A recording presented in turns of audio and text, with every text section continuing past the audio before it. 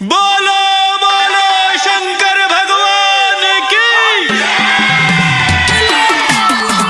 Music director विकास राज गोपालपुर।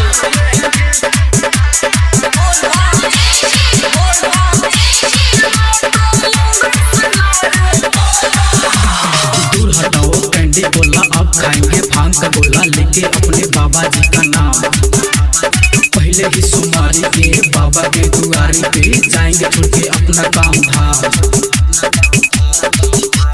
दूर हटाओ candy बोला, अब खाएंगे भांग का गोला लेके अपने बाबा जी का नाम। पहले ही सुमारी के बाबा के दुआरी पे जाएंगे छोड़ के अपना काम धाम।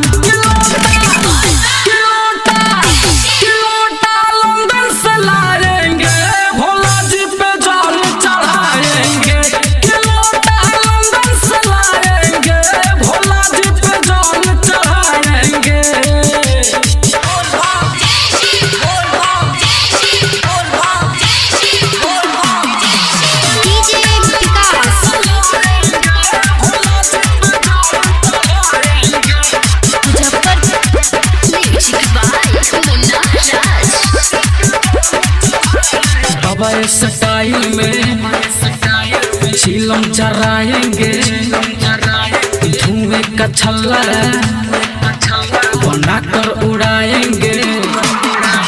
बाबा स्टाइल में चिलम चराएंगे, धुएं का छल्ला बनाकर उड़ाएंगे।